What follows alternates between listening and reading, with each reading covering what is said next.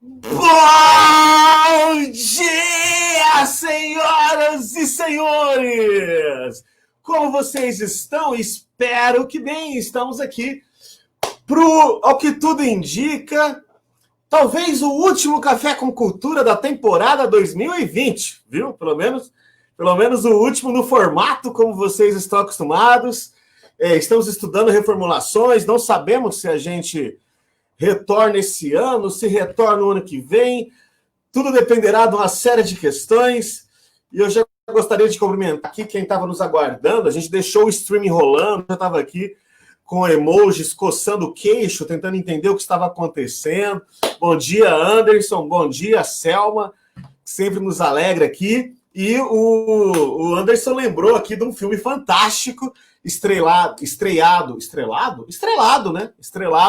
pelo grande Robin Williams, né, que foi o filme Bom Dia, Vietnã, um filme que alegrou as nossas sessões da tarde quando nós éramos mais jovens. Nós somos jovens, mas quando nós éramos ainda mais jovens, né?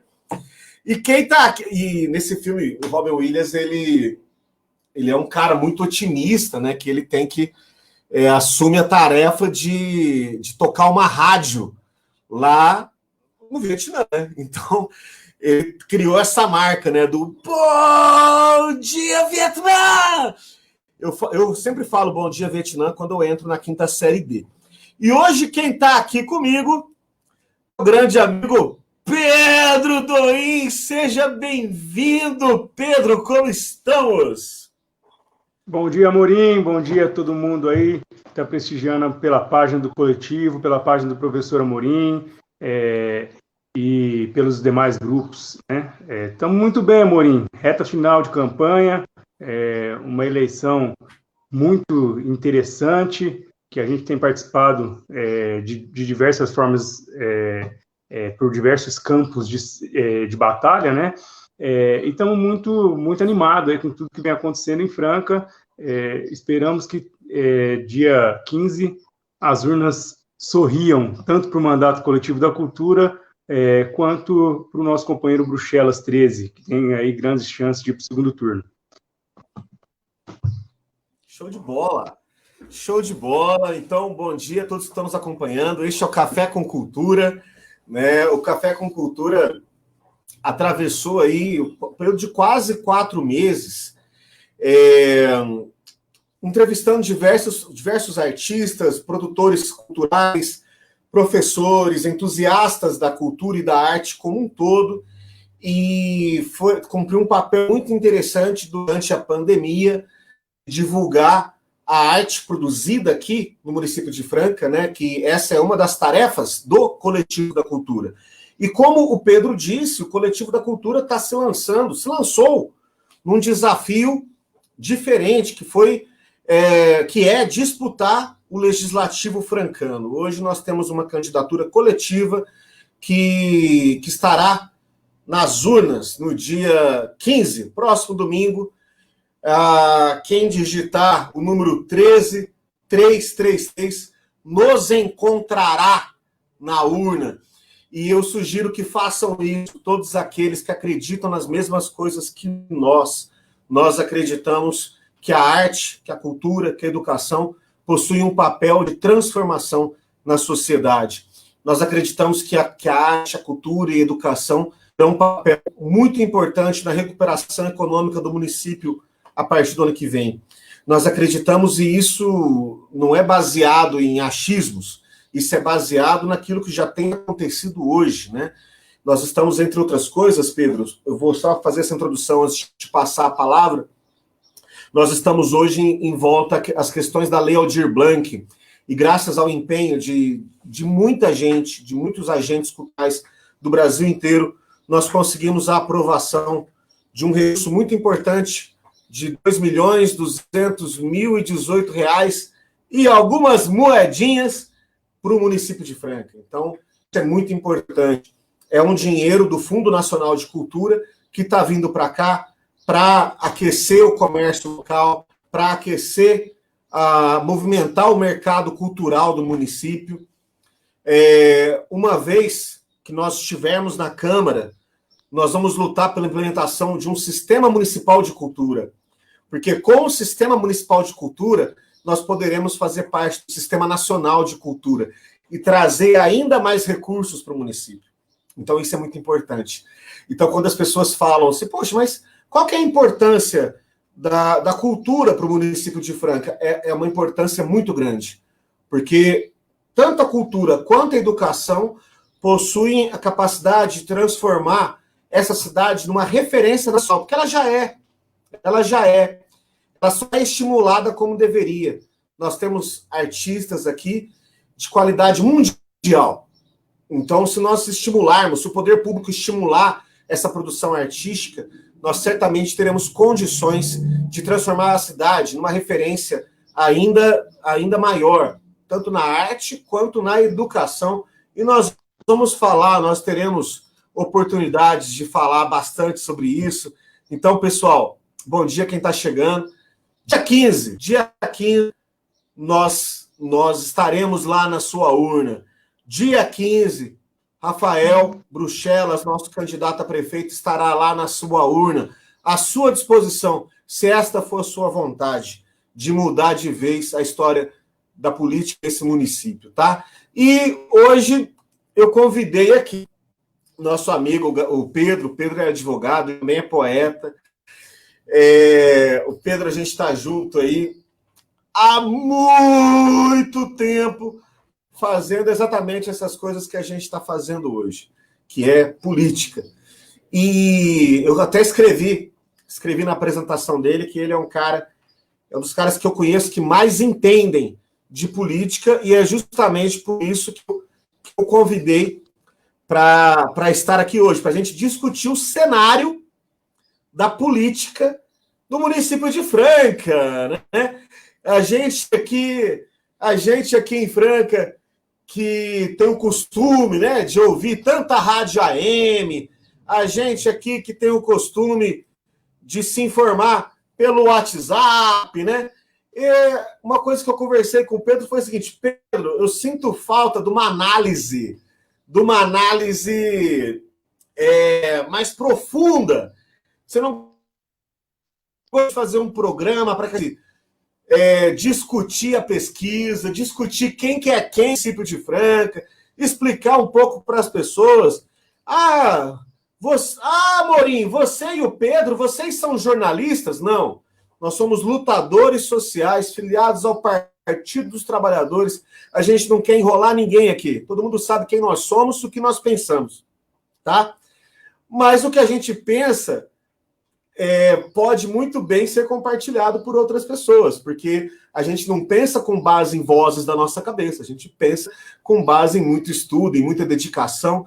Então, a gente gostaria de compartilhar isso com vocês, ao contrário de muita imprensa marrom que se posa de imparcial e que, na verdade, vende histórias inverídicas na tentativa aí de enganar os incautos.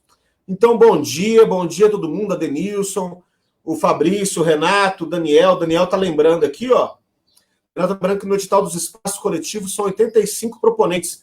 Show de bola. Graças a um trabalho muito bem feito do Conselho de Políticas Públicas aqui de Franca, do Coletivo da Cultura e de dezenas de agentes culturais do município, nós conseguimos levar o edital de espaços para todos os cantos desse município e conseguimos aqui o número de 85 proponentes. Obrigado, Daniel. Lembrando as pessoas, ó, no dia quarta-feira, dia 11, às 23h59, se encerra a inscrição para o edital 2 e 3. Eu acabei de gravar um vídeo explicativo do edital 2. Terminando a live aqui, eu vou gravar um vídeo explicativo do edital 3 e vou subir no canal do Coletivo da Cultura, lá no YouTube, tá bom? Se você não se inscreveu, se inscreva e logo mais nós estaremos divulgando os links dos editais e dos vídeos explicativos aqui nas nossas redes, no WhatsApp, no Facebook e tudo isso. Show de bola! Meu amigo Pedro, onde você vai? Eu também vou. E me diga uma coisa, você assistiu o debate? Esta é a pergunta que não quer calar. Você assistiu o debate dos prefeitáveis ontem, Band, me fala. Obviamente que eu assisti, meu querido Amorim, prestei muita atenção. Te confesso assim que o debate, em termos gerais, até surpreende positivamente, né? Porque demonstra um esforço grande da maioria das campanhas ali em trazer argumentos, propostas para o município, né? Me decepciona em alguns aspectos, porque a gente vê muita mesmice, né? Um olhar muito gerencialista sobre como cuidar do município, né? Se fala pouco em políticas públicas emancipatórias, em inversão de prioridades, né?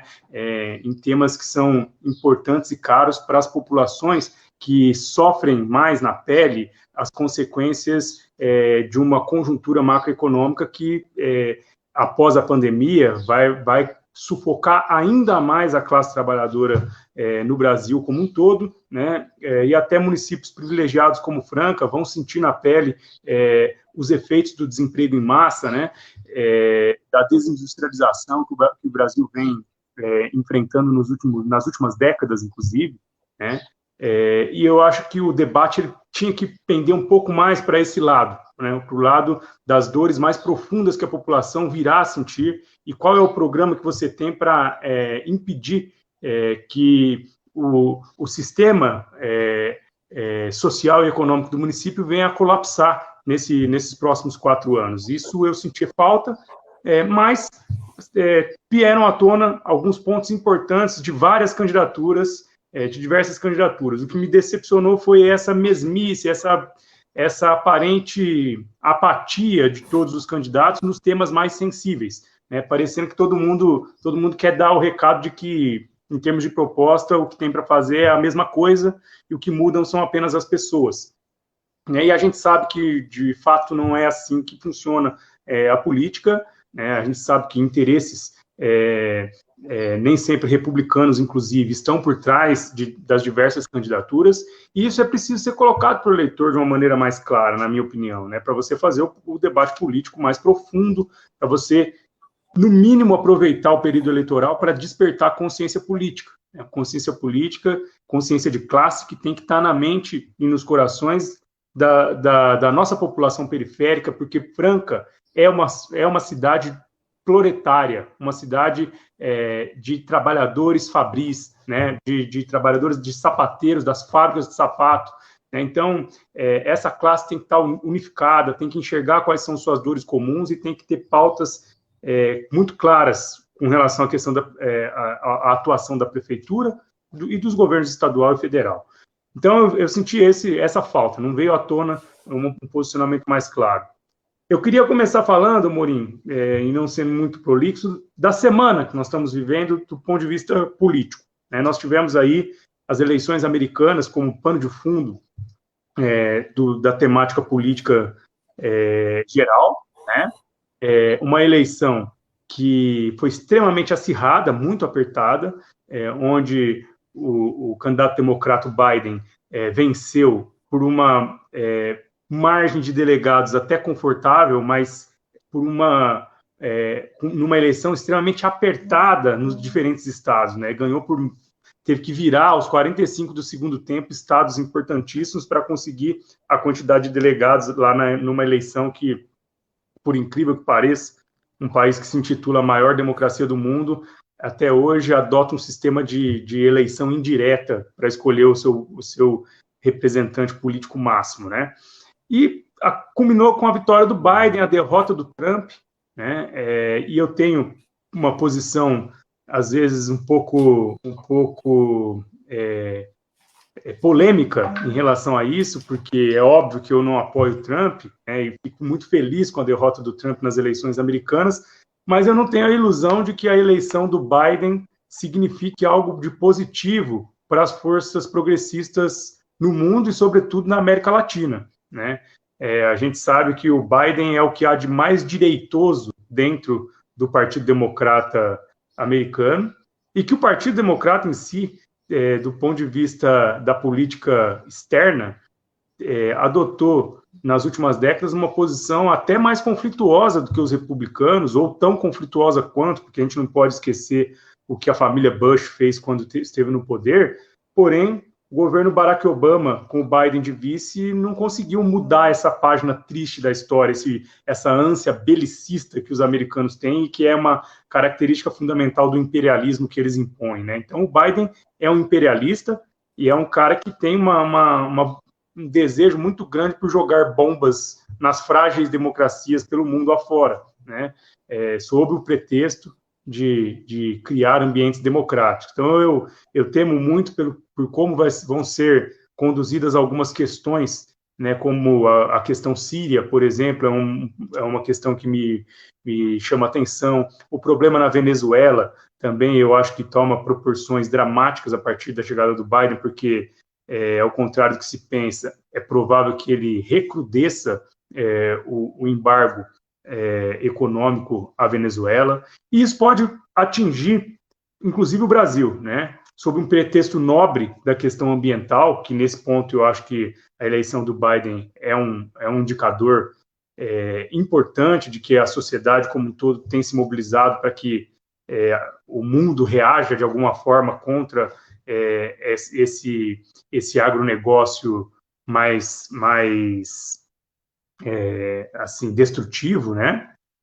Então, eu acredito que, embora tenha avanço nessa parte, nós temos que olhar com muito cuidado a política imperialista que vem por aí, com mais força ainda na gestão Biden e protegida, né, pelo manto de algumas pautas identitárias que o Partido Democrata e o Biden encampam. Então, nós temos que ter um olhar crítico sobre isso. Não... Pelo que eu pesquisei, pelo que eu procurei de informações, não temos como morrer de amores pela vice, né, a Kamala Harris, por conta da sua trajetória política, né, da sua trajetória como promotora pública, né, que não foi ali uma trajetória muito alinhada com as bandeiras fundamentais também do campo popular, né? Porém, do ponto de vista simbólico, é importantíssima, né, a chegada de uma mulher ao poder executivo nos Estados Unidos, né, algo que estamos com problemas para reproduzir o vídeo. Estamos com problemas para reproduzir o vídeo, vamos aguardar aí, vamos ver se volta.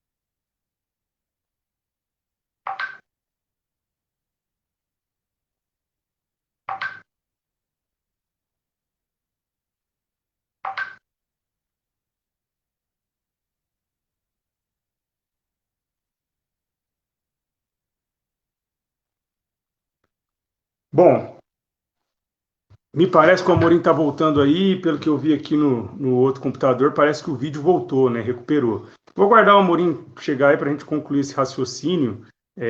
Eu não consigo, como eu estou na sala, não consigo enxergar os comentários, né? Então, mas o mais importante, acho que é o vídeo está no ar e o Amorim está chegando aí.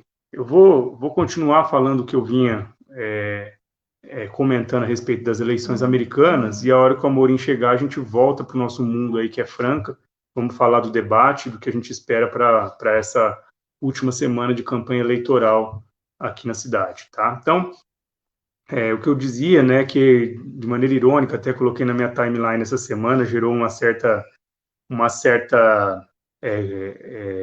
discussão mais acalorada, né, pela ironia que eu coloquei, a partir de agora eu começo a minha campanha fora Biden, né, no sentido de alertar para o campo popular que a eleição do Biden não é o melhor dos mundos. É óbvio que derrotar o Trump e o trumpismo, né, do ponto de vista simbólico, era muito importante, né, porque você entregar uma carta branca ao fascismo, né, como se as questões importantes para as minorias não tivessem que ser levadas minimamente em consideração, é muito problemático, né, e aí você começa a infringir e a atacar os direitos humanos de uma maneira muito contundente, que foi o retrato do governo Trump, né, e que cria os seus reflexos, né, traz seus reflexos para outras democracias no mundo, como no Brasil, né, o bolsonarismo se inspira claramente naquilo que foi o governo Trump. Então,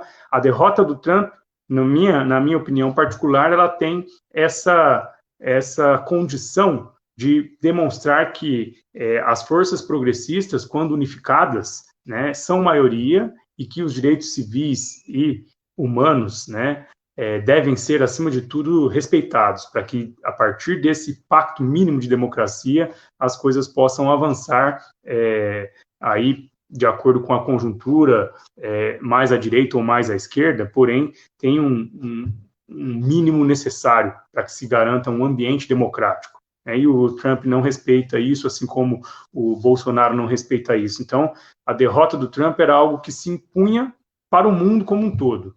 A vitória do Biden não significa a vitória das esquerdas, não significa a vitória das minorias, não significa a vitória dos povos originários, não significa o respeito às liberdades democráticas de maneira efetiva, né? A vitória do Biden significa a derrota do Trump e do trumpismo. E isso para a gente é muito importante, isso nós temos que explorar com ênfase, mas não podemos cair no engodo de achar que vencemos, uhul, estamos bem, né? Não estamos bem, estamos ainda com uma potência, a maior potência mundial, com uma postura extremamente imperialista, sobre a qual nós vamos ter que resistir, certo? Essa é a questão. Bom, Amorim, enquanto você caiu, espero que não tenha se machucado, eu continuei fazendo essa introdução com o meu olhar a respeito da questão das eleições norte-americanas, né, dizendo que eu sei que a minha posição é, até certo ponto, polêmica, né, joga uma ducha de água fria aí em muita gente esperançosa, né, mas eu faço uma análise fria, né, dizendo o que eu penso a respeito do que significa o Biden e até que ponto a vitória foi importante, né, que foi, na minha opinião, em derrotar o Trump e ponto final, e as preocupações surgem daqui para frente, porque nós temos aí um Biden empoderado e com todas as condições de impor uma agenda belicista que pode ser sangrenta. Perfeito. Eu te ouvi. Legal. É porque é o seguinte, só para evitar que você fale novamente, eu escutei sua argumentação, eu gostaria de considerar. Eu só quero justificar a minha ausência, porque e fazer uma moção de repúdio à CPFL que corta a energia das pessoas que não pagam energia, tá? Por que faz essas coisas com as pessoas? Entendeu? A hora que elas estão transmitindo live. Entendeu? Isso que privatiza a energia elétrica, dá isso. Lá na Amapá, você está vendo o que acontece. Aqui no estado de São Paulo, você está vendo o que acontece. O cara foi lá na minha chave e fez assim, ó, pau, desligou e meteu o adesivão lá, até eu entender o que estava acontecendo. Aí eu fiquei te ouvindo pelo celular. Aí fui lá, conversei com o cara, falei, pô, cara, tô dando hora. Ele falou, mas você tá com uma conta atrasada aqui. Eu falei, cara, não faz isso não. Aí ele ligou de novo e tal. Aí aqui estamos nós. Vamos falar sobre o Biden. É o seguinte, pessoal, eu não sou entusiasta da vitória. Torci muito pro Biden, tá? Mas por que eu torci pro Biden? Porque a vitória do Biden significa a derrota do Trump. Ele é um cara perigoso, sim, foi vice do Obama, ele esteve à frente aí, muito provavelmente, do golpe contra a Dilma em 2016 e outras ações no mundo afora. Só que o que acontece? É do jogo. Os Estados Unidos, nós temos dois dois grandes partidos que se revezam no poder através de uma estrutura que foi astuciosamente pensada para que aquilo fosse tudo, menos uma democracia. Então, os Estados Unidos não são uma democracia. Então, essa história de colégio eleitoral, the winner gets all, né? Então, os votos. Então, tipo assim, lá muita gente não sabe, mas lá é comum o presidente vencer no voto popular e perder no colégio eleitoral, por conta dos pesos que são atribuídos aos delegados de cada estado. Lá são 50 estados, cada estado tem uma regra eleitoral diferente. Lá vota por correio, lá vota presencial, lá vota antecipado. Lá... Então é o seguinte, é tudo pensado para que exista uma forma de controle que não necessariamente é o povo que controla. Democracia é o governo do povo. Lá não é o governo. Lá é o governo de dois grupos que se revezam no poder. Acontece que um desses grupos... E eles não prestam. Eles são dois grupos que tem o lema do American First, que tem o lema que são corporativos, que não se importam com os valores que eles dizem se importar quando o assunto é o restante do mundo. Porém, então, ou seja, ao dizer isso, dá a impressão que eles são todos iguais. Não são. Por quê? Porque recentemente um desses dois grupos foi sequestrado pelo trumpismo. Os republicanos, eles estão nas mãos hoje de um cara chamado Trump. E o Trump, ele não é só isso. Ele é isso e representa mais uma série de coisas que nós achávamos que estavam superadas. Ele simboliza o racismo, ele simboliza a misoginia, ele simboliza a homofobia, ele simboliza a barbárie. Xenofobia. E por que eles... Oi? Xenofobia, fundamentalmente. A xenofobia. Então, o Trump, ele representa a barbárie em todos os seus aspectos. Não que esses valores não estejam dissimulados nos democratas. Sim, os democratas, muitos deles também têm esses valores, mas como eu disse, dissimulados. A novidade do Trump foi externar isso, foi fazer com que isso se tornasse referência mundial. E uma vitória do Trump deu fôlego para uma vitória de um Bolsonaro aqui no Brasil. E deu força para vitórias de outros líderes et-caverna, mundo afora. Então, com esse recuo foi importante. Por quê? Porque mostra que esse projeto de poder ele não pode ser suportado, ele não pode ser tolerado. Então, nós retroagimos, a gente voltou um pouquinho atrás na nossa escala de maldade. Então, não é que o Biden é bom, é que o Biden é terrível. Só que a ideia do Trump ali na frente precisava ser vencida de qualquer forma. E foi vencida democraticamente pelo povo americano, que é quem tem o direito de opinar sobre esses projetos. Não somos nós. Não sou eu, não é o presidente da República, é o povo americano. Mas que bom que o povo americano teve esse entendimento, mesmo dentro desse sistema maluco deles lá. Sua abordagem é bem semelhante à minha sobre o assunto, né? Só completo dizendo que o reflexo imediato que isso tem no bolsonarismo, que é totalmente inspirado no trumpismo, para nós brasileiros, nesse sentido, os olhares estavam voltados para a questão americana, né, aqui no Brasil, com essa preocupação específica, né? Derrotar o trumpismo lá é um fio de esperança muito grande para que a gente consiga repetir isso aqui no Brasil em 2022, né? Ou até antes disso, dependendo de como vá avançando as dificuldades aí do governo Bolsonaro no ponto de vista legal. Eu espero que não seja antes, mas tem esse risco também, né? Então, eu acho que a agenda se recoloca em bases minimamente democráticas. É isso que eu estava colocando aqui na minha fala.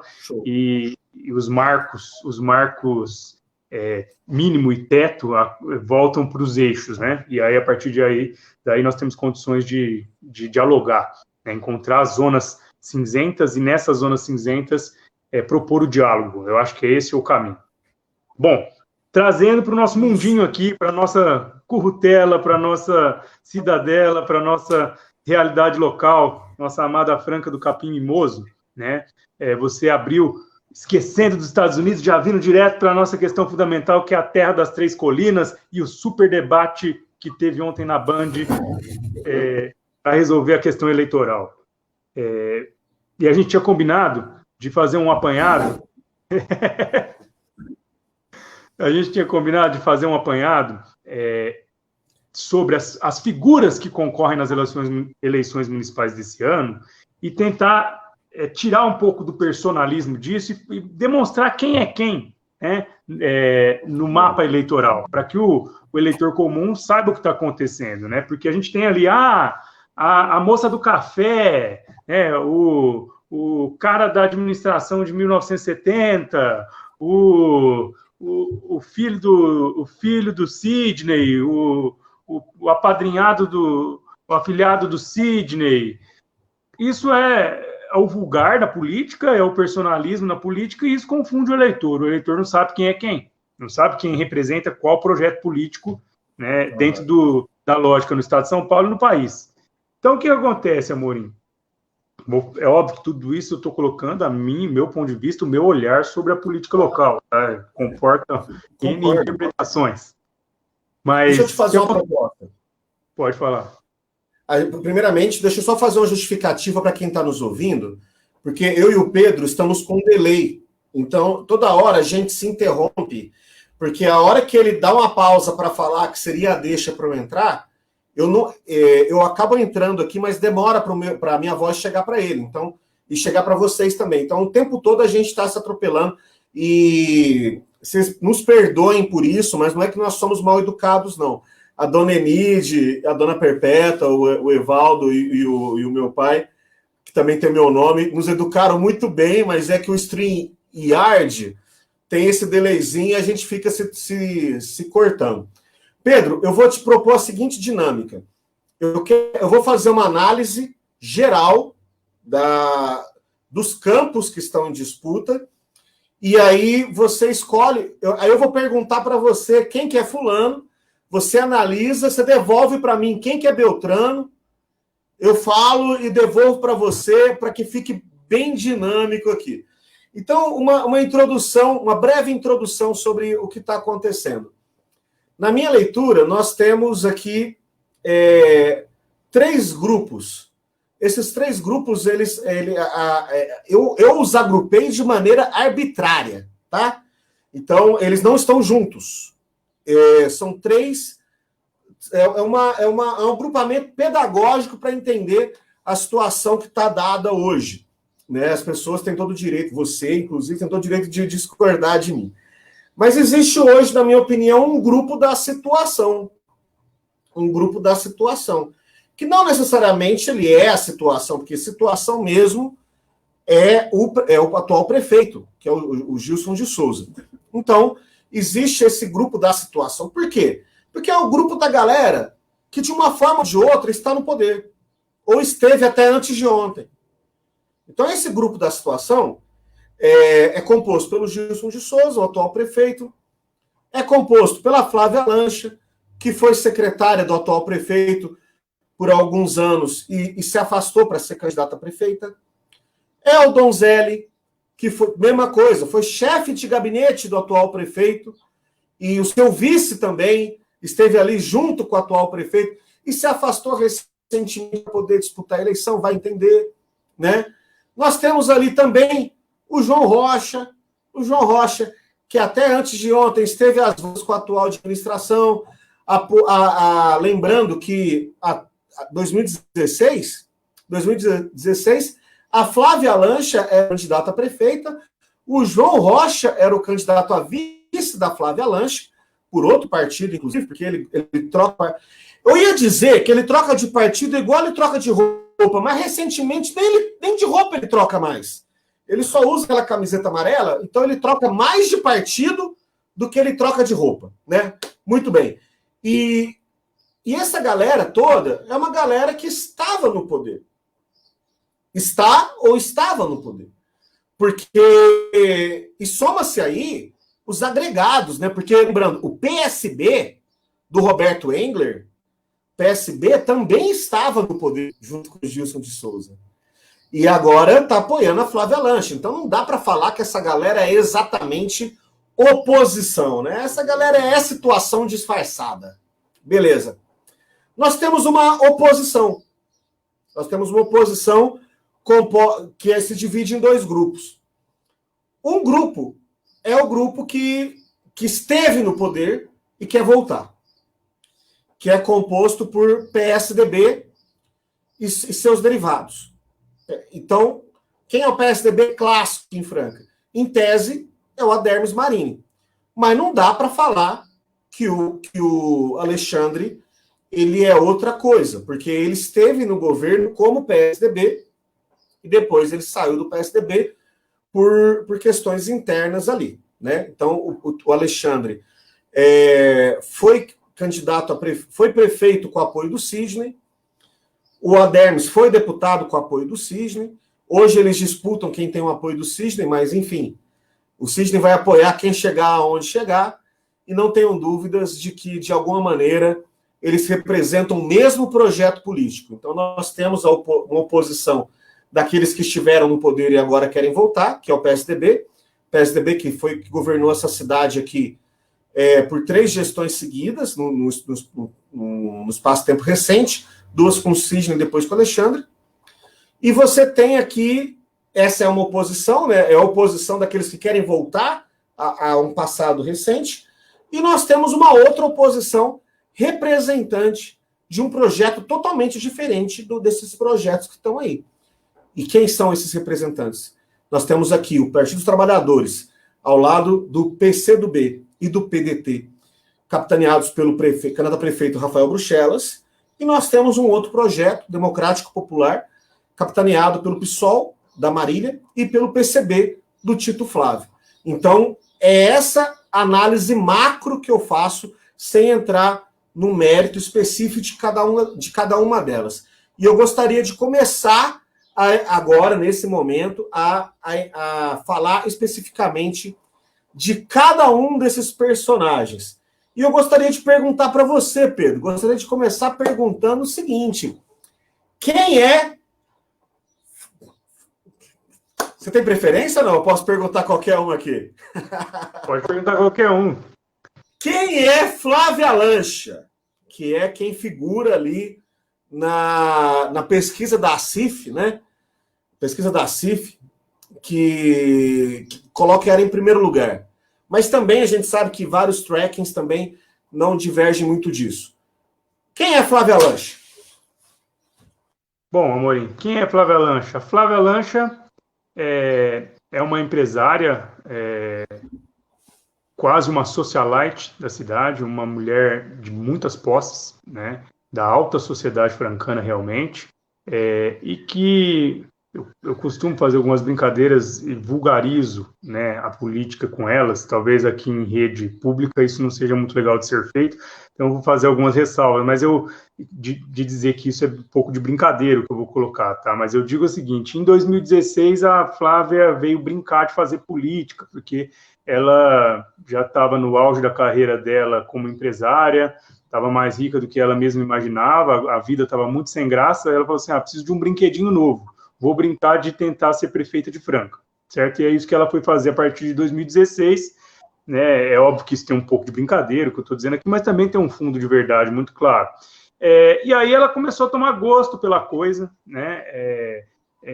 Foi até procurou até se preparar um pouco melhor, porque a grande verdade é que a Flávia não entende bolhufas de administração pública, né?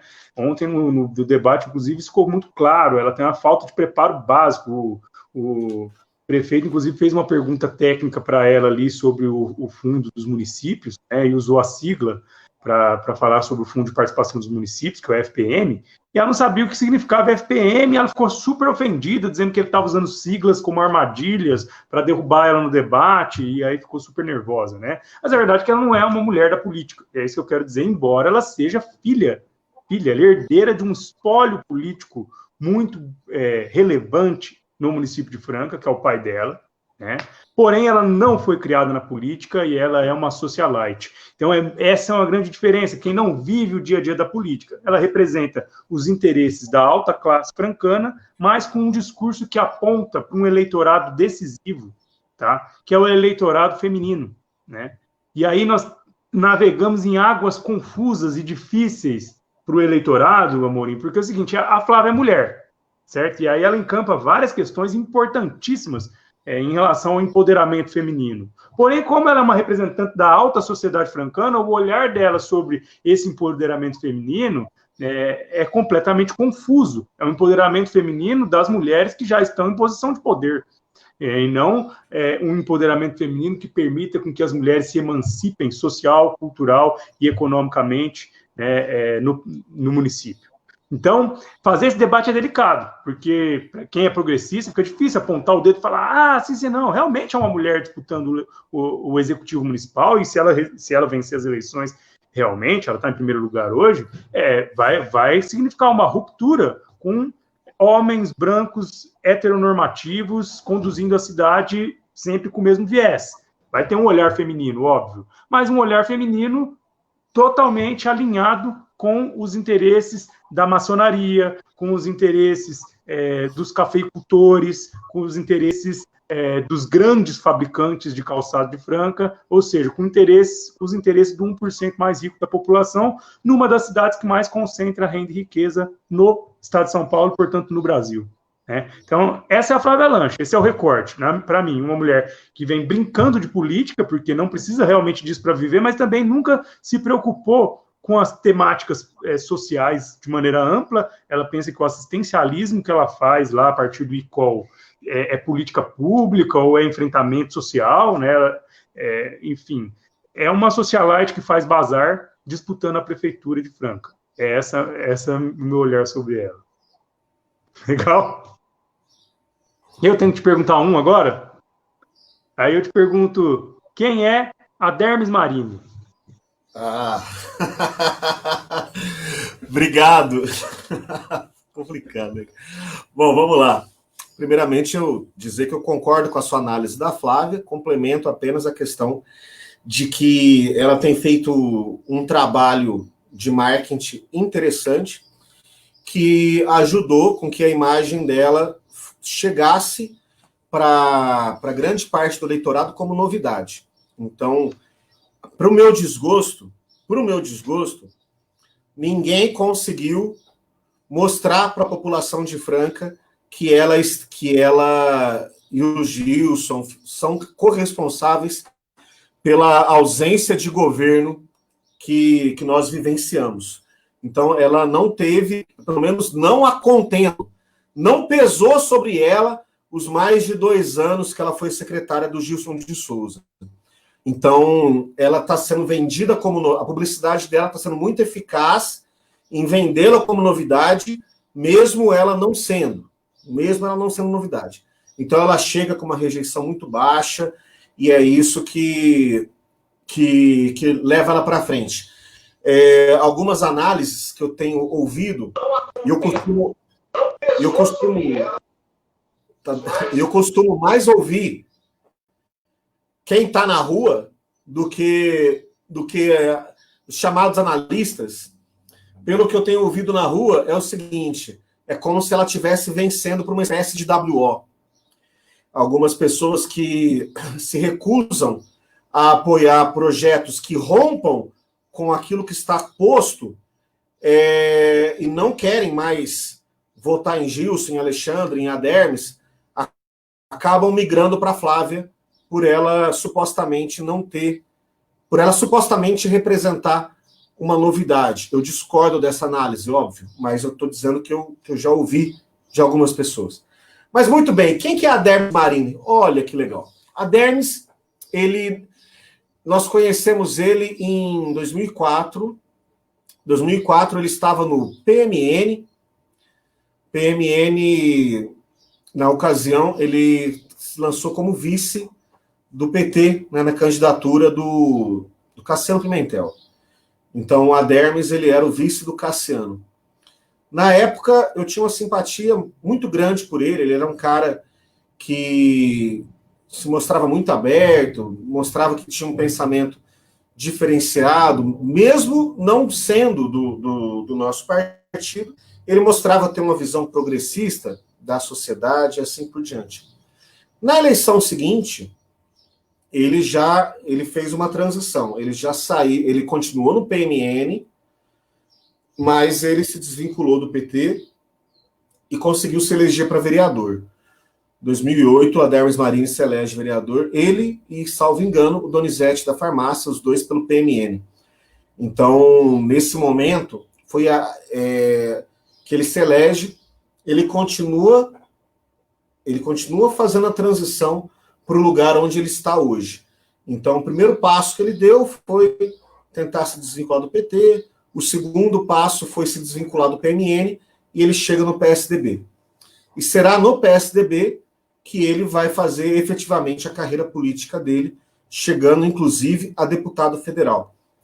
E eu posso dizer que é o seguinte, nós podemos analisar a carreira política do Adermis como vereador? Resposta, não, porque ele não existe como vereador. Então, nós não podemos, e eu acredito que ele também não possa, chegar aqui e falar o seguinte, minhas legislaturas serão marcadas pelo projeto tal, muito importante para a sociedade. Minhas legislaturas serão lembradas pela fiscalização dura que eu fiz contra as administrações. Não fez. Quem fiscaliza o Gilson, pessoas? Ninguém fiscaliza o Gilson. O Gilson, ele loteou o governo para várias forças políticas distintas, porque isso é demérito? Depende do seu ponto de vista. Quando ele foi para o segundo turno, ele loteou o governo com essas forças e falou o seguinte, me apoia no segundo turno, que eu loteio o meu governo com vocês. E loteou com a Flávia, loteou com o Roberto Engler, loteou com um monte de gente aí e entregou para esses caras. Então, o que acontece? Qual que é o problema disso? O problema disso é que o Gilson nem sabe muita coisa que está acontecendo no governo dele. Qual que é a coisa boa? A gente descobriu que o Gilson de Souza tem palavra. E na política isso é importante. Isso é importante. Se porventura o Gilson de Souza chegar no segundo turno, ele vai ter muita facilidade de armar um arco com as pessoas novamente, porque as pessoas saberão, as pessoas que eu digo assim, os grupos políticos organizados, saberão que ele cumpre o que ele fala. Mas eu estou falando isso no microcosmo da política, porque para o trabalhador é chumbo de qualquer jeito. A população de Franca está sofrendo aí faz 4 anos com ausência de governo. Mas está falando do Gilson, Amorim. Está falando do Gilson. É para falar do Adermis. E o Adermis, o que acontece? Ele, enquanto vereador, o que ele fez para impedir esse desgoverno?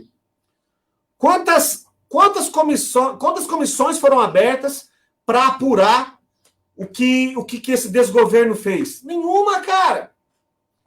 Então, você ir no Facebook e fazer live, igual nós estamos fazendo aqui. O Adermis, ele é muito versátil em fazer lives no Facebook também. Isso que eu falo com ele é fraterno, tá? São coisas que eu falaria com ele se ele tivesse aqui online. Tá? Você falaria com ele sobre a atuação... Você falaria com ele também, assim, sobre a atuação dele como deputado federal? Vou chegar aí.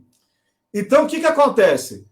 A atuação dele como vereador não existiu. Nem na propositura de projetos e nem na fiscalização. Agora, a postura dele como deputado, que é o assunto que você está trazendo, aí eu falo com toda a franqueza, eu gostaria também que não tivesse existido. Seria melhor que ele tivesse sido nulo como deputado, mas ele não foi nulo, ele foi ativo. Foi ativo num projeto de destruição dos direitos da classe trabalhadora. Ele foi muito eficiente em ajudar no desmonte que o governo Temer fez promoveu e que teve continuação agora nesse governo do Bolsonaro, né, de destruição dos direitos trabalhistas, posteriormente da questão da reforma da Previdência. Então, o Adermus, uma vez no Congresso Nacional, ele se juntou a esses arautos da destruição e perseguiu os direitos da classe trabalhadora, votou contra os trabalhadores. Hoje, nós estamos pagando por isso. Hoje, a gente vive a uberização da economia. Hoje, nos prometeram lá atrás, não para nós, né, mas prometeram para a população lá atrás que a reforma trabalhista iria gerar não sei quantos milhões de empregos. E nós estamos vendo o tamanho da falácia. Não gerou, e isso antes mesmo da pandemia, porque a desculpa dessas pessoas agora é o seguinte: nós temos 14 milhões de desempregados, mas isso é em virtude da pandemia. Não é. Não é. Nós podemos presenciar o fracasso dessa falácia. Não vou dizer que é o fracasso dessa estratégia, porque não era uma estratégia, era uma falácia. Uma falácia que grande parte da classe trabalhadora caiu. Então é preciso que as pessoas saibam que este senhor, o Adermus Marini, ele é o representante dos oligopólios, é o representante das elites dominantes que não se importam com o trabalhador. Hoje, em Franca, Adermus Marini representa uma elite que comanda a cidade já há muito tempo e que tem o interesse de manter... Oi? O Gessé de Souza chama de elite do atraso, né?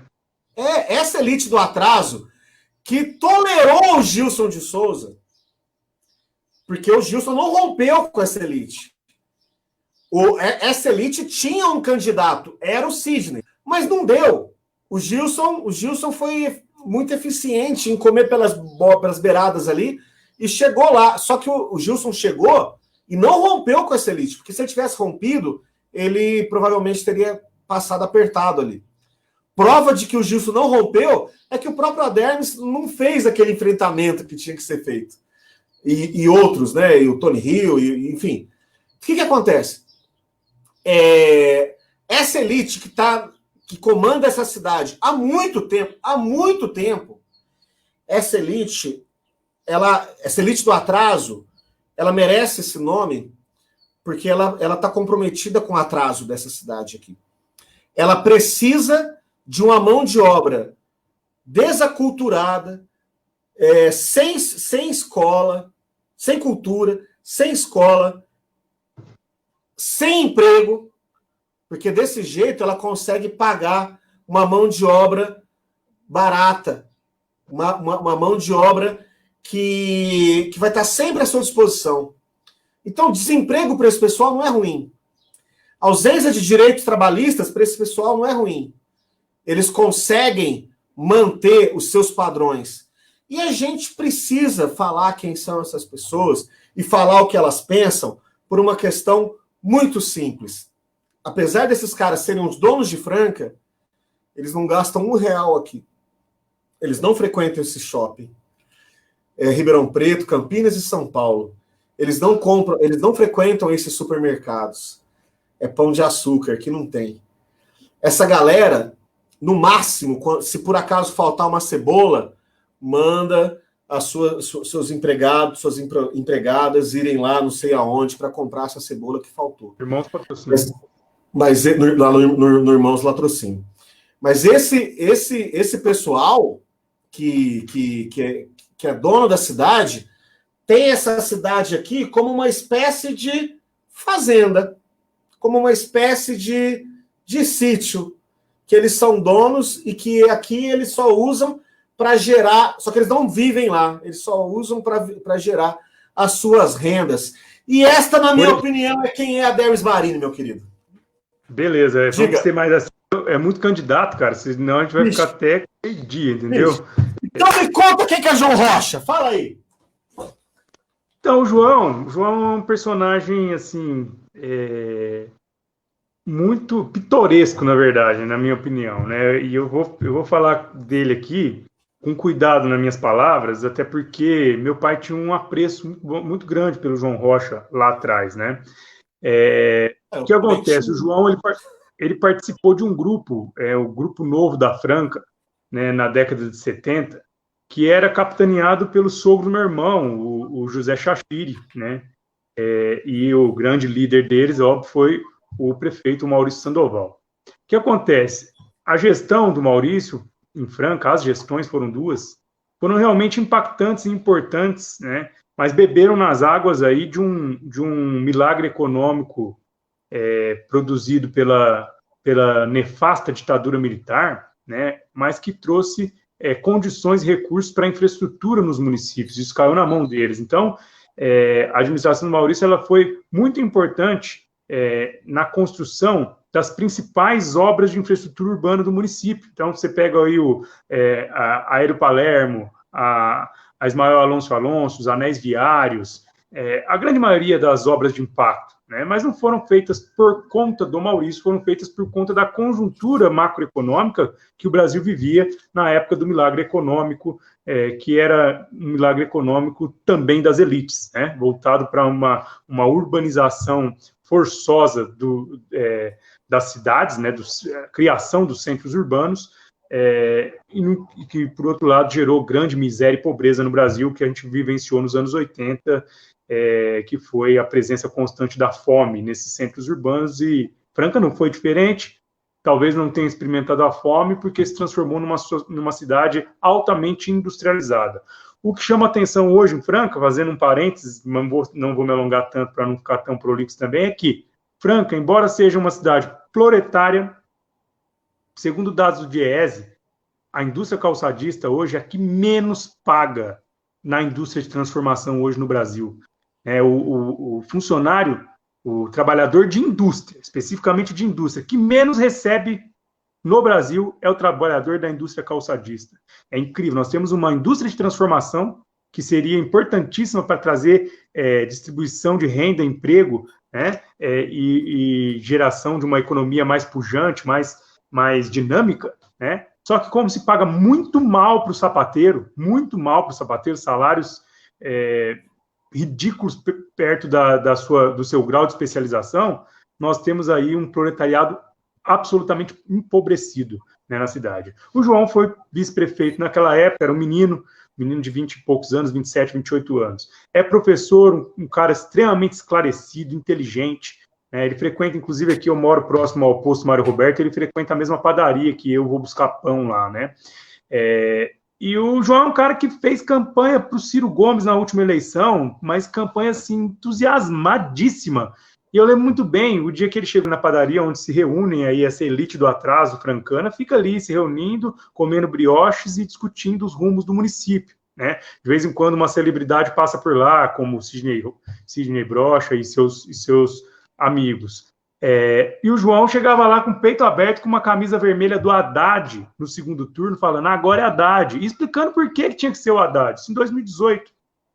Aí me surpreendi muito quando, de repente, eu vi o João inserido na rodinha da elite do atraso, que antes apenas o provocava e o respeitava por conta do seu preparo técnico, e discutindo o bolsonarismo em Franca, como o bolsonarismo tinha que se comportar, quais eram os rumos, etc. e tal. E aí fiquei sabendo que ele estava capitaneado lá pelo Major Olímpio e que ele seria a figura a ser investida pelo PSL em Franca. E aí o cara faz dessas coisas que nos decepciona demais, que é você abandonar todas as suas convicções, você abandonar tudo aquilo que você realmente pensa e acredita por conta de dinheiro e oportunidade, né?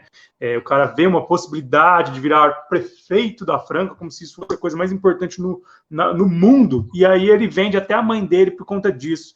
E é isso que está acontecendo com o João Rocha. O cara está cometendo um enorme estelionato, não é nem eleitoral, é um estelionato com a sua própria biografia. Não sei se tem um nome para isso, estelionato da própria biografia, mas é isso que ele vem fazendo. Esse cavalo de pau maluco, né, que ele vem fazendo, e aí se torna uma figura aí, quando eu digo que é pitoresca, caricato, entendeu? É uma coisa que difícil de definir em poucas palavras, em pouco tempo aqui. O João Rocha é quase uma fraude, vamos dizer assim, nessas eleições. Uma fraude. Como só pode dar certo uma fraude dentro do bolsonarismo, que não deixa de ser justamente isso. O que é o bolsonarismo, né? O bolsonarismo são factoides vendidas com facilidade para um povo sedento de novidades e de afagos, né? Que só o bolsonarismo vendendo as coisas de maneira simplória é capaz de fazer. E o João Rocha tem encampado esse papel em Franca, o que me deixa muito magoado, assim, triste, pela pessoa dele, né? Não pelo que o bolsonarismo representa. Bom, recortado aí o João Rocha, vou te devolver a pergunta perguntando para você quem é Alexandre Ferreira? Rapaz, olha, é complicado, né, cara? Porque é o seguinte, primeiramente, eu preciso fazer uma ressalva aqui, que o vice que foi escolhido pelo Alexandre, que é o Everton de Paula, é um grande amigo meu, um grande mestre, uma pessoa que eu admiro muito, que eu tive a oportunidade de trabalhar por uns 6 anos da minha vida. Então, tudo que eu falar aqui do Alexandre não necessariamente se estende ao Everton de forma alguma. E o que eu tô falando, e também talvez nada que eu falei aqui de fulano ou beltrano, na verdade, nós estamos falando de projetos políticos. Então eu vou falar do quem que é o projeto político representado pelo senhor Alexandre Ferreira. Olha, Alexandre foi prefeito de Franca, antes disso ele tinha sido secretário do Sidney, ele é veterinário de formação. Eu tive a oportunidade de ter algumas conversas com ele, na época que ele era prefeito ainda, porque ele tem um modus operandi diferente, né? Então, em 2013 a gente estava à frente, estava explodindo no Brasil inteiro o movimento do passe livre, que depois acabou desembocando no movimento Vem Pra Rua e tal. E em Franca a gente conseguiu abrir uma SEI da empresa São José durante a gestão do Alexandre. E no auge daquelas manifestações, o Alexandre aceitou nos receber. E aí nós entramos, eu digo nós, porque era para ser só eu. E eu falei, sem o Luiz eu não entro. O Luiz, então, estava na frente do PSOL.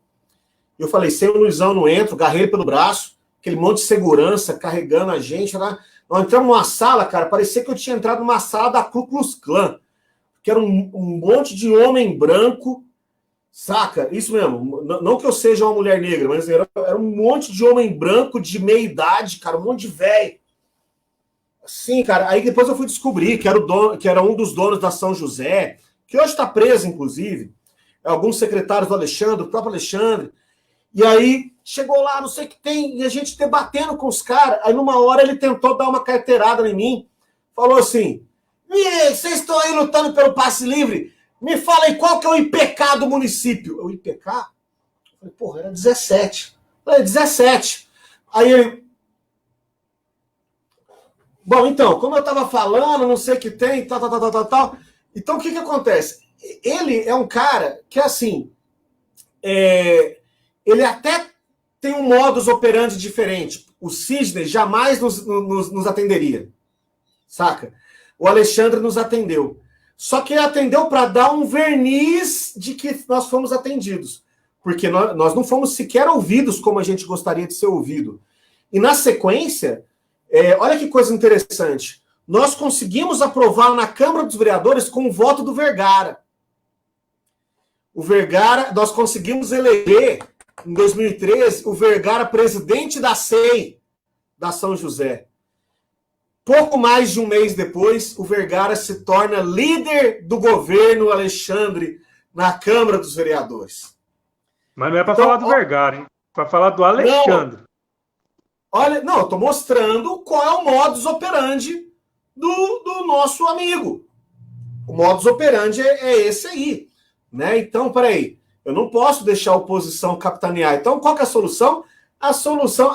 detalhe, A votação era que era entre Adermes e Vergara.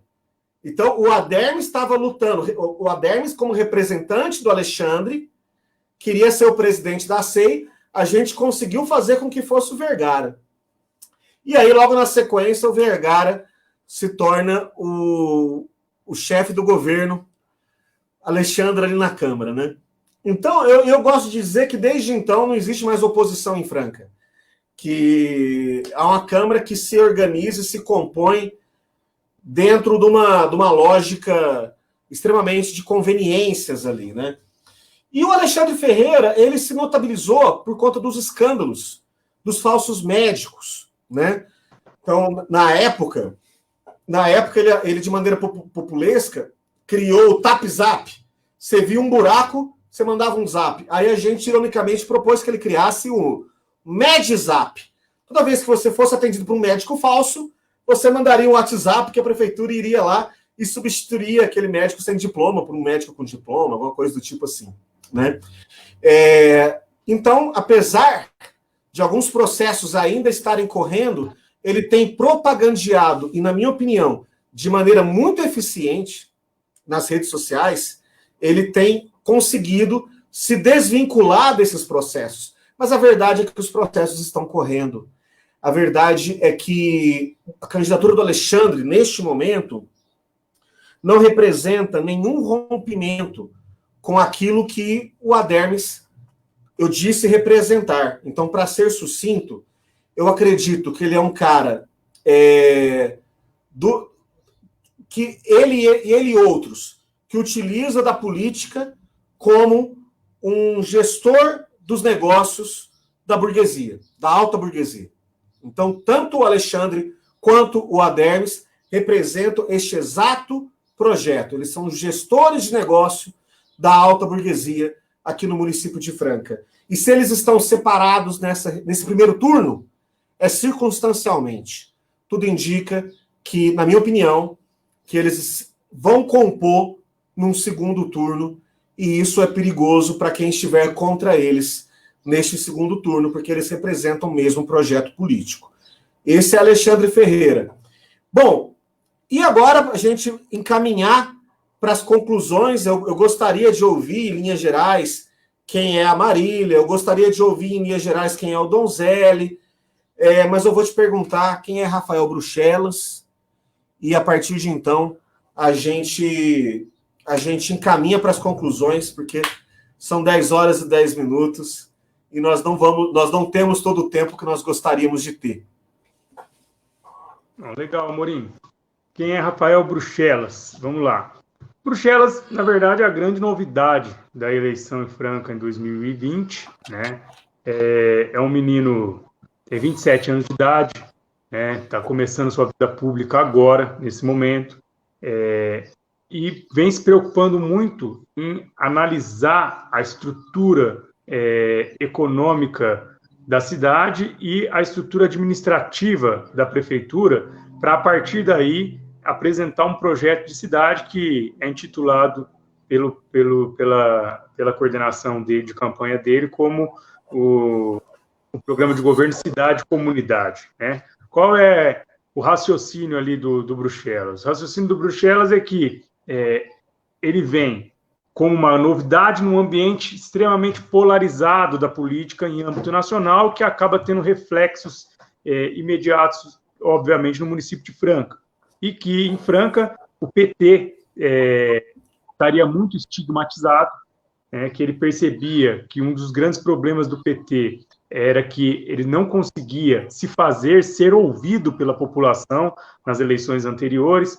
Ele nota que o Gilmar, embora seja uma figura carismática, um cara que governou a cidade por 2 mandatos seguidos, né, um cara que tem uma penetração importantíssima junto aos movimentos populares e sindicais da cidade, não conseguiu dialogar de maneira efetiva com a cidade, né? E a partir daí ele percebe que pode se transformar nessa alternativa, nesse outsider dentro da política de Franca, e que a partir disso ele passaria a ter condições de dar voz ao PT na corrida eleitoral. E aí ele se prepara dessa forma para isso. Na minha particular opinião, acaba sendo muito agudo esse posicionamento dele de tentar blindar a questão do PT para poder ser ouvido, né, porque aí você acaba não trazendo aquilo que eu coloquei no começo sobre o debate, você acaba não trazendo as questões fundamentais à tona, não faz os debates mais importantes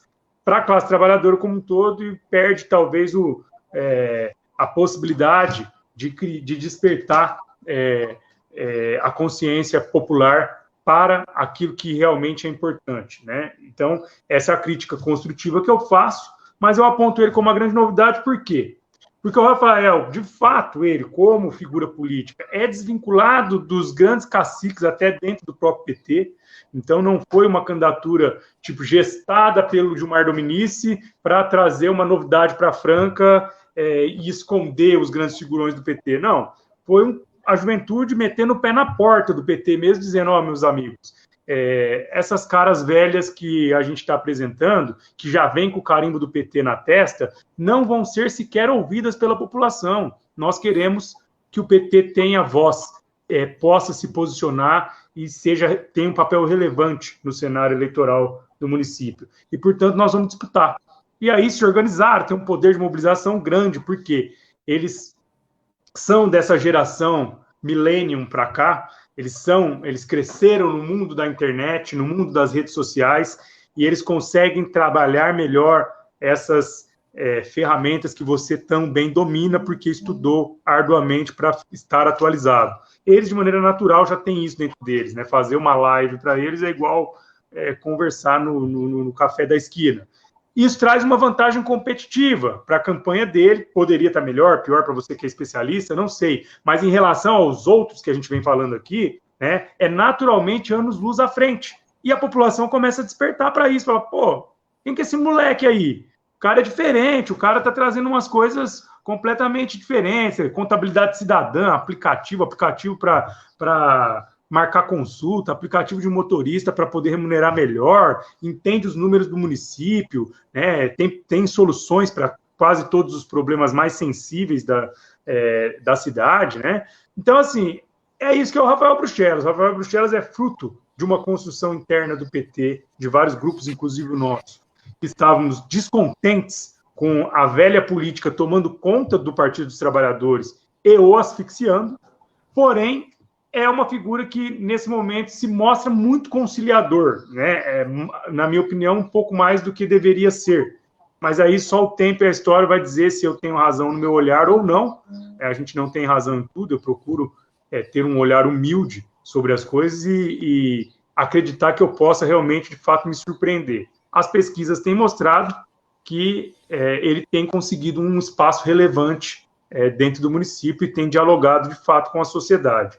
Se ele vai conseguir romper os números históricos do PT dessa maneira branda, né, é essa a grande dúvida, né? Eu tenho minhas preocupações, mas vamos fazer campanha até o último minuto, porque, em que pese todas essas considerações que eu coloquei aqui, de fato, o Bruxelas é a novidade na política de Franca.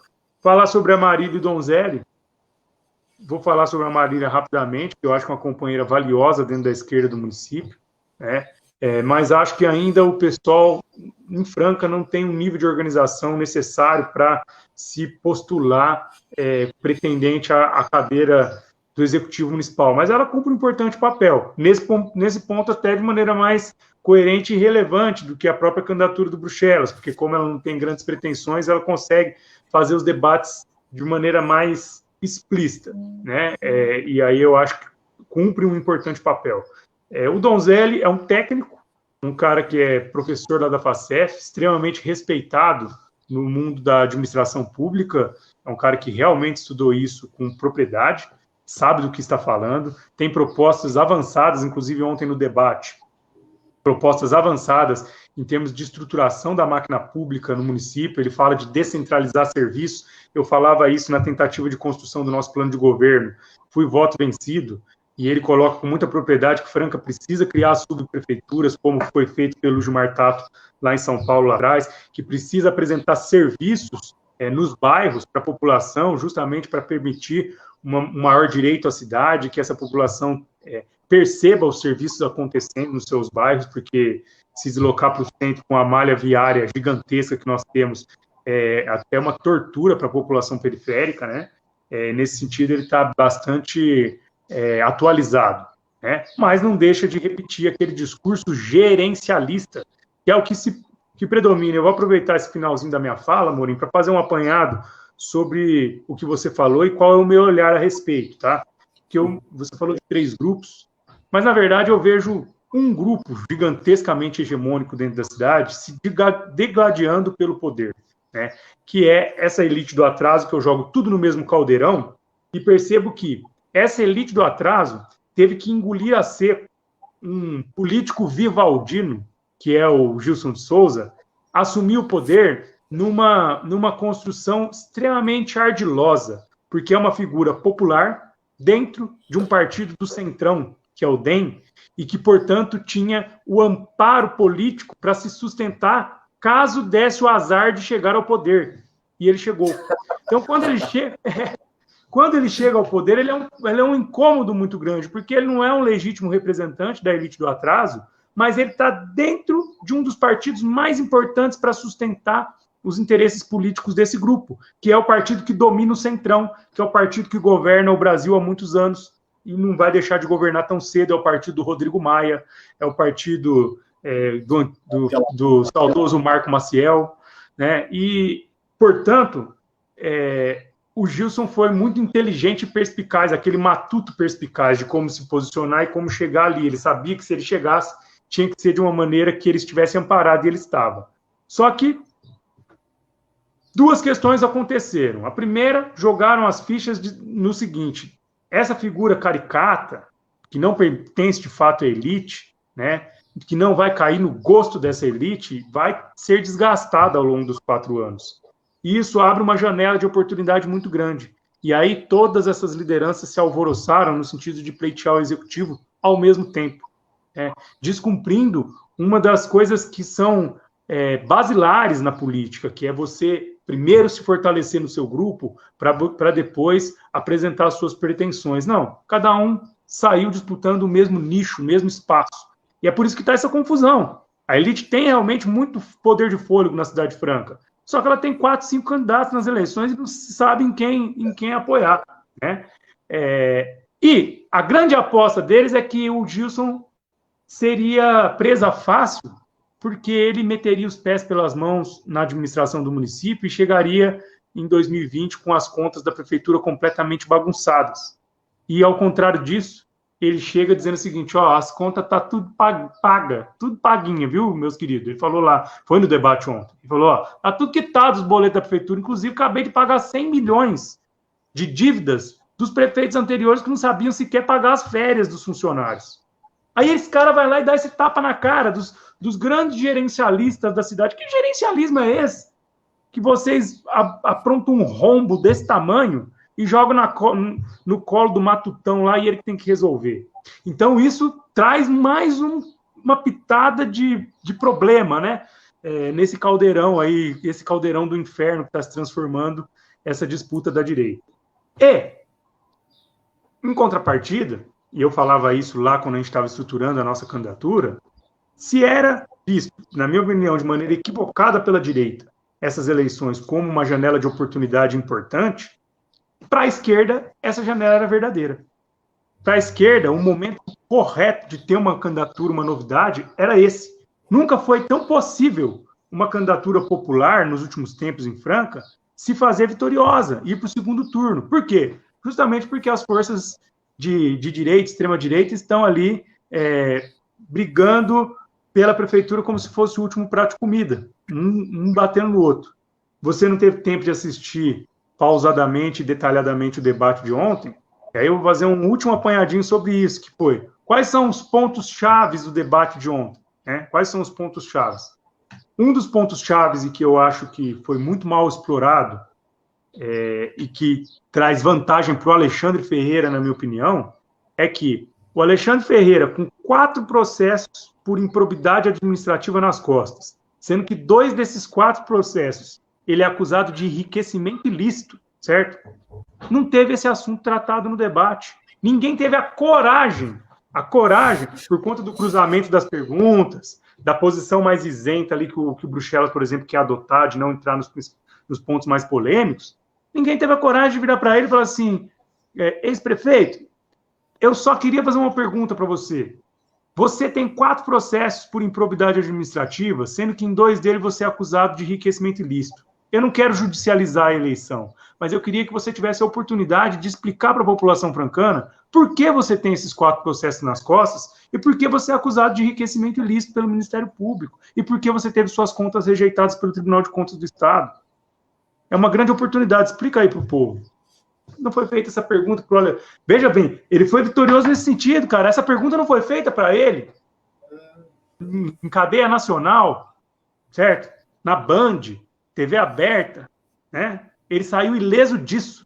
E, portanto, para mim, ele saiu blindado, fortalecido para essa última semana de campanha, para tentar a vaga no segundo turno. Quem foi muito mal, Amorim? Quem foi muito mal no debate? A Flávia Lancha. A Flávia Lancha foi muito mal, cara. Ela estava muito nervosa, né?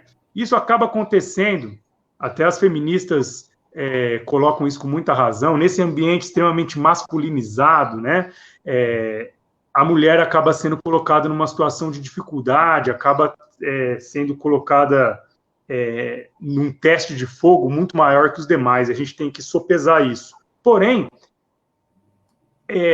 talvez, eu acredito que talvez por conta de estar muito preocupada, talvez não seja isso, ela acabou se mostrando um pouco despreparada, caiu em diversas armadilhas, partiu, sendo líder na pesquisa, partiu para o ataque dos seus concorrentes, sendo que não era necessário, entendeu? Ela tinha que ir fazer a bolinha de meia dela, e está liderando a pesquisa, não teria porquê. Então, por isso eu coloco ela como uma grande perdedora do debate ontem.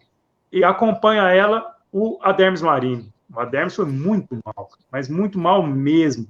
Também escorregou em todas as cascas de banana que foram jogadas, sabe? Chegou a proferir a seguinte frase.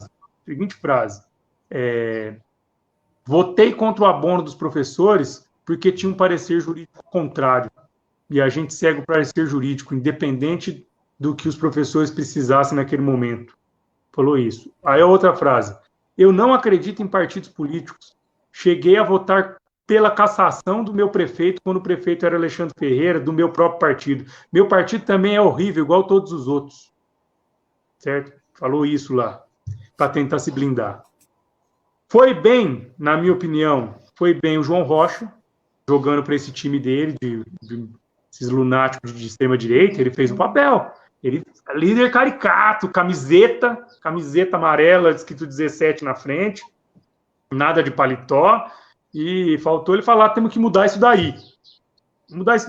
Faltou ele falar isso. O cara fez a caricatura certinha que o público dele esperava, né?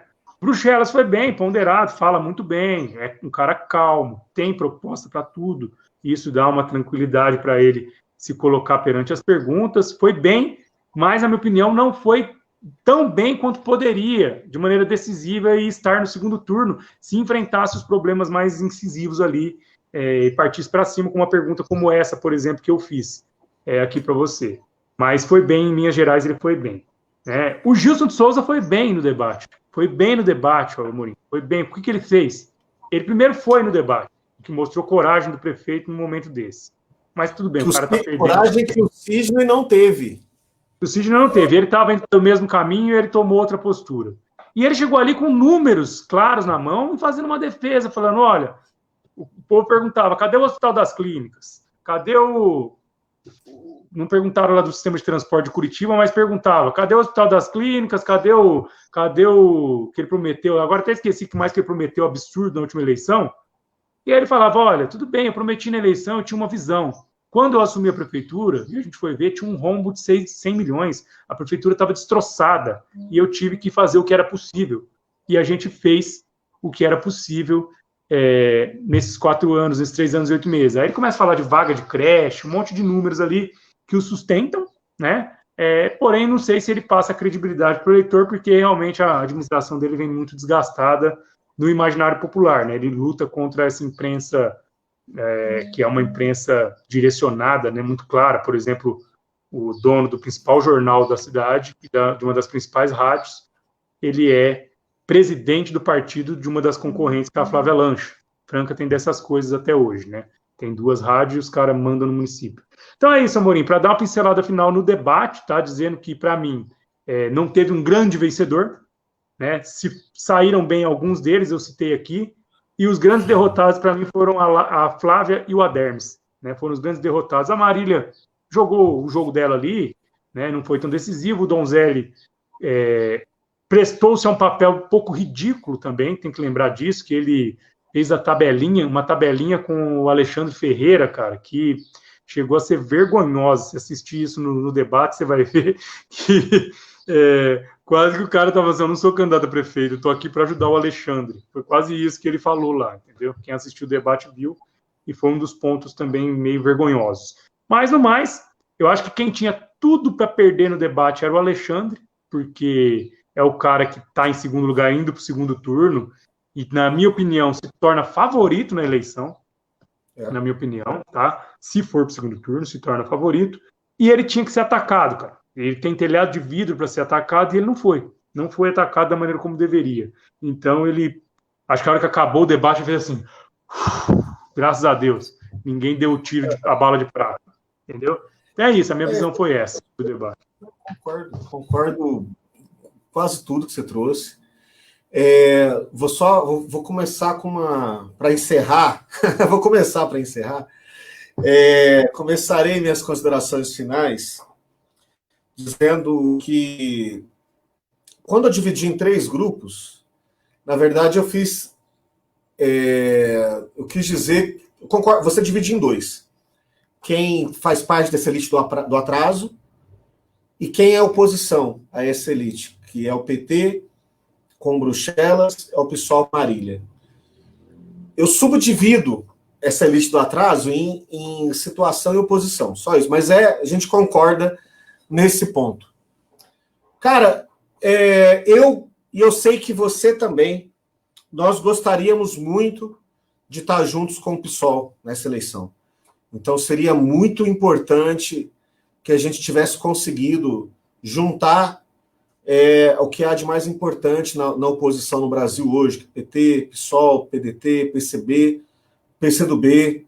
Seria muito bonito se a gente tivesse conseguido essa grande chapa, mas não foi possível. Mas a luta continua. Porque são guerreiros valorosos. A Marília e o Tito são 2 grandes companheiros, 2 grandes lutadores sociais, pessoas que estão nas mesmas trincheiras que nós, em diversos pontos, em diversas lutas na sociedade. Portanto, ainda não possuem densidade eleitoral para chegar no segundo turno. Por conta disso, a nossa opção por projeto que está posto se justifica mais uma vez, mas deixando bem claro que não se trata de uma opção pelo projeto A ou pelo projeto B. Se trata aqui por uma questão de organização eleitoral. O PT, o PCdoB, o PDT está mais organizado, tem plenas condições de chegar no segundo turno, e eu não tenho dúvidas que uma vez no segundo turno, os companheiros virão conosco. A Marília, o Tito, os companheiros do PCB, os companheiros do PSOL virão conosco, porque são companheiros valorosos. E o contrário também seria verdadeiro. PSOL, PCB, chegando no segundo turno, certamente contaria com o nosso apoio também. Porque nós falamos as mesmas coisas, nós acreditamos nas mesmas coisas, o que mudam são algumas circunstâncias, alguns modos operandi. Perfeito. Então, existimos nós que fazemos oposição a esse estado de coisas, e existem aqueles que, de uma forma ou de outra, lutam pela manutenção desse estado de coisas, né? Então, é esse projeto que tem que ser derrotado. Esse projeto tem que ser derrotado na pessoa da Flávia. Esse projeto tem que ser derrotado na pessoa do Adermes. Esse projeto tem que ser derrotado na pessoa do João Rocha. Tem que ser derrotado na pessoa do Alexandre. Que é o mesmo projeto. Não se iludam, senhoras e senhores. E é contra esse projeto que está colocada a candidatura do Rafael Bruxelas. Não adianta a gente aqui achar que tal gestor é melhor do que o outro gestor. Nós não estamos falando de gestão. Nós estamos falando de projeto de país, tá? Nós estamos falando aqui de uma série de coisas que sequer passam pela cabeça dessas pessoas. Nós estamos falando aqui de como que nós vamos efetivamente melhorar a vida das pessoas a partir do ano que vem. Porque se o cara vem com a retórica vazia de que é só o PT, só tirar o PT que dá certo, ou que eu sou mais preparado, ou que eu sou contra a corrupção, se o cara vem com essa retórica vazia, é porque ele quer jogar o nível do debate lá embaixo, apostando que nós não entendemos o que está acontecendo, e a partir do momento que recebem a carta branca, eles fazem o que bem entendem, e tem feito. Tem feito.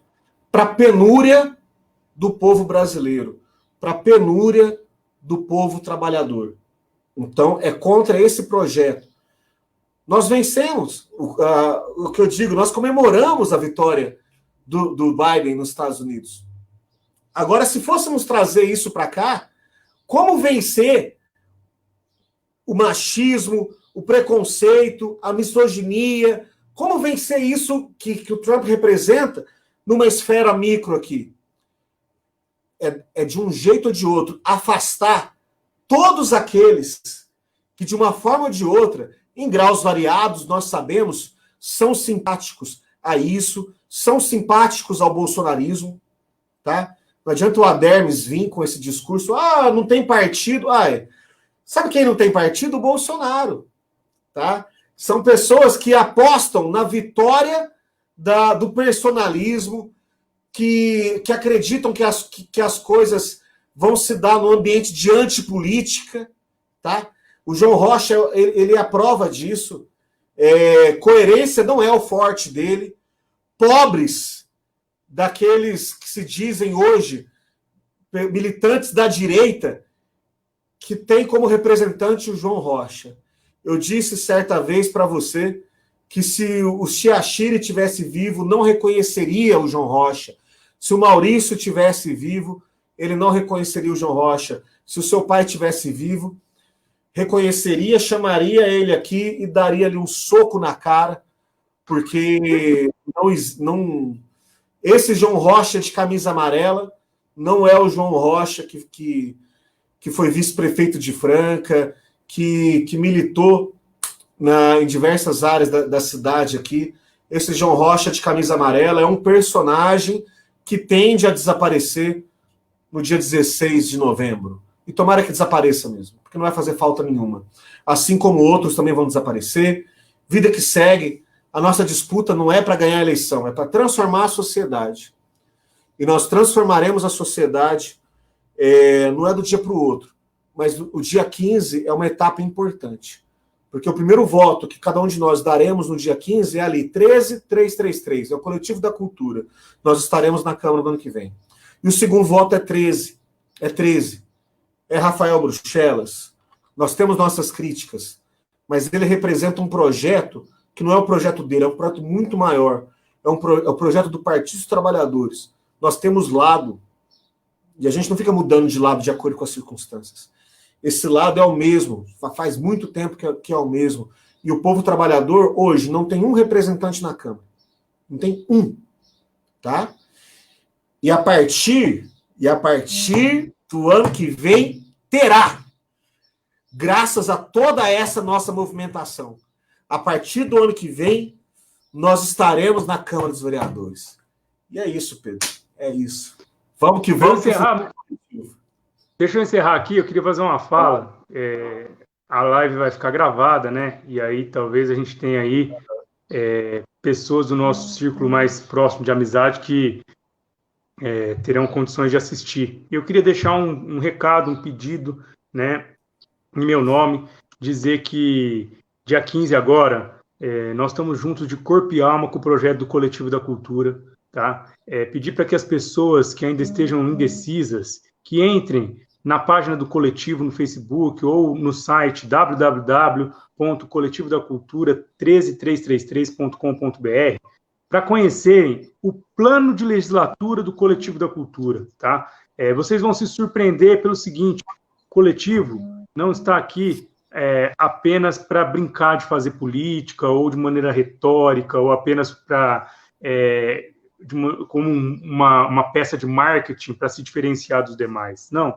O coletivo ele é fruto de muita inspiração, mas também de mais transpiração ainda do que inspiração das pessoas, né? É muito trabalho, muita dedicação, a gente perder sábados, domingos, noites de sono, trabalhando, discutindo de maneira coletiva, ouvindo as pessoas e construindo um plano para que, se a gente chegue no dia 15 na Câmara Municipal, a gente saiba o que fazer a partir do dia 1º de janeiro de 2021, a gente tenha um projeto, tenha um caminhar, né, que aponte para uma sociedade mais justa, mais fraterna, né, mais acolhedora, uma cidade que tem um princípio comunitário, em que a arte e a cultura possam, de maneira transversal, serem inseridas na educação do município, na saúde do município, na promoção do lazer no município, para que a gente tenha realmente um município capaz de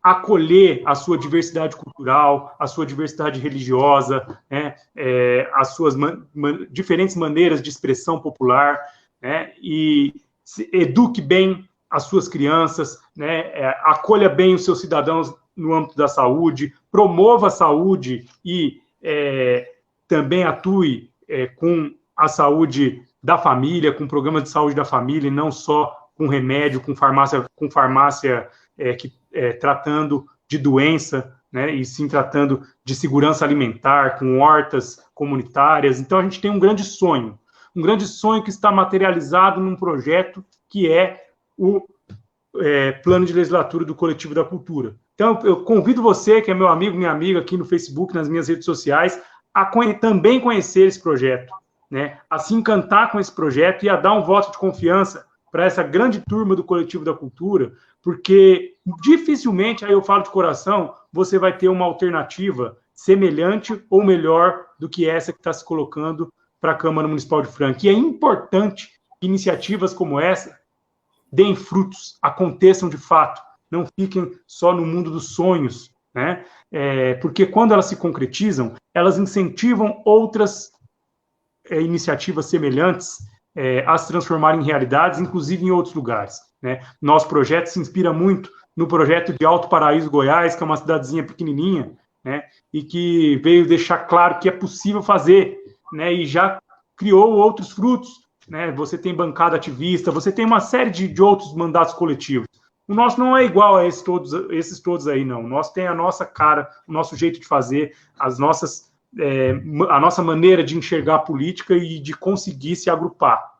Mas o nosso é tão bom quanto e significa, fundamentalmente, acima de tudo, uma ruptura com o jeito clássico de se fazer política no Brasil, certo? É trazer, de fato, o povo para dentro da Câmara, né? É fazer com que a Casa de Leis se transforme na Casa do Povo, né? Porque aí sim nós teremos uma democracia de fato, né? E é isso que a gente espera com o Coletivo da Cultura. Não é só uma candidatura, é um sonho. E eu quero que vocês acreditem nesse sonho junto com a gente. É isso, Amorim. Tamo junto. Até a vitória. 13333. Até a vitória, pessoal. Vamos que vamos. Semana de campanha, hein? Reta final. Valeu! Uhul! Até mais!